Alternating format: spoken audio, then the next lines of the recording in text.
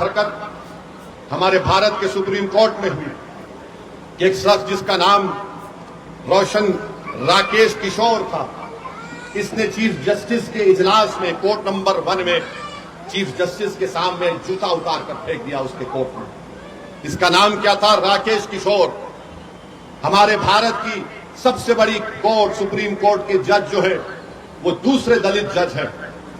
मैं हमारे दलित भाइयों को पैगाम देना चाह रहा हूं, हमारे अंबेडकरवादी आइडियोलॉजी को मानने वालों को पैगाम दे रहा हूं, जो बाबा साहेब अंबेडकर को मानते हैं उनको पैगाम दे रहा हूं, उन भारत के नागरिकों को जो संविधान को मानते हैं उनको पैगाम दे रहा हूं। ये तारीखी सरजमीन में खड़े होकर बोल रहा हूं, चीफ जस्टिस ऑफ इंडिया के कोर्ट में एक शख्स अपना जूता उठाकर चीफ जस्टिस के कोर्ट में फेंकता है।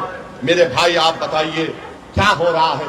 और जब उस शख्स ने नारा क्या लगाया, सुप्रीम कोर्ट के चीफ जस्टिस के इजलास में नारा क्या लगाया कि सनातन धर्म का अपमान नहीं सहेगा हिंदुस्तान।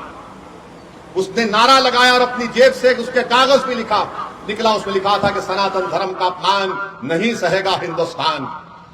हम मोदी से पूछना चाह रहे हैं, मोहन भगवत से पूछना चाह रहे हैं, नीतीश कुमार से पूछना चाह रहे हैं, बताओ इस शख्स में इतनी हिम्मत कैसे आई कि सुप्रीम कोर्ट के चीफ जस्टिस के इजलास में जाकर जूता उठाकर भारत के दूसरे दलित चीफ जस्टिस ऑफ इंडिया की तरफ फेंके।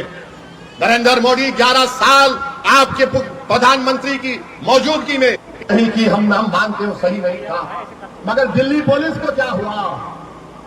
दिल्ली पुलिस 100 मोटर एक्शन ले सकती।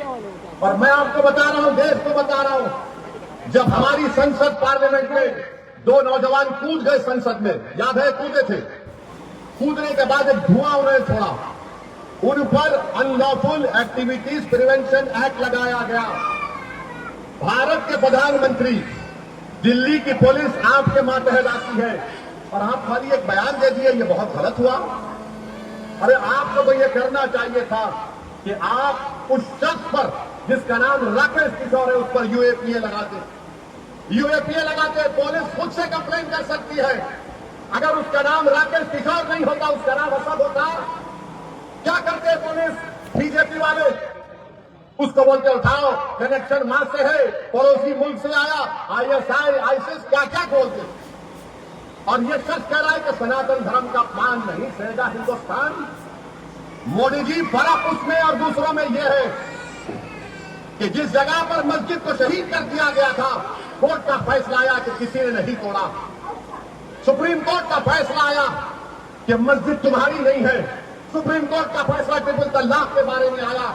सुप्रीम कोर्ट का फैसला कई चीजों पर आया। हालिया यही सुप्रीम कोर्ट ने इंटरिम ऑर्डर दिया वक्फ कानून के ऊपर, जिससे हमको नुकसान होगा, मस्जिदों को नुकसान होगा। मगर जो संविधान को मानते हैं, जो संविधान को मानते हुए कहा कि हम कोर्ट के फैसले से खुश नहीं है, यह फैसला गलत है। क्या हमने धर्म का नाम लेकर किसी पर जूता उठाया? बताओ ये लोग कौन है? ये वो लोग हैं जिनको नरेंद्र मोदी की हुकूमत ने ताकत बख्शी। ये वो लोग हैं जिनके दिलों में जहर उगल दिया गया। ये वो लोग हैं, आज भी राकेश किशोर बोलता है कि मुझे किसी चीज की परवाह नहीं है, मुझे कोई गम नहीं है कि मैंने चीफ जस्टिस ऑफ इंडिया के सामने जूता उठाकर फेंका। ये क्या हो रहा है हमारे देश में? इंसाफ की जगह पर इस तरह की हरकत हो रही है और दिल्ली की पुलिस उसको गिरफ्तार भी नहीं करती। मुबारक हो तुम्हारी बहादुरी पर, मुबारक हो कि तुम खामोश बैठे हो। अरे अगर चीफ जस्टिस कंप्लेन नहीं करते तो तुम तो एक्शन ले सकते थे। लेकर जाते हो उसको, उत्तर प्रदेश में बच्चों को पकड़ा जाता है, पीटा जाता है और पुलिस की गाड़ी से उतारकर उनको बोलते हैं कि कान पकड़कर माफी मांगो, क्योंकि उसका नाम राकेश किशोर है। क्या तुम्हारा बाप लगता हो? तुम्हारा ससुरा लगता हो? कि तुम उस पर केस नहीं करते? और कोई पोस्टर उठाता है तो 1300 लोगों पे केस बुक हो जाता है, 40 गिरफ्तार हो जाते हैं। सुप्रीम कोर्ट के चीफ जस्टिस के कोर्ट में जूता फेंकता है और ये लोग कोई केस रजिस्टर नहीं करते, पकड़ना तो दूर की बात। ये इंसाफ है, ये हमारे मुल्क का माहौल है जिस देश के लिए हमने और आपने क्या क्या हमारे बुजुर्गों ने कुर्बानियां दी। दलितों को रुसवा करने की कोशिशें की जाती है। हम दलित भाइयों से कह रहे हैं कि पहचानो इन लोगों को।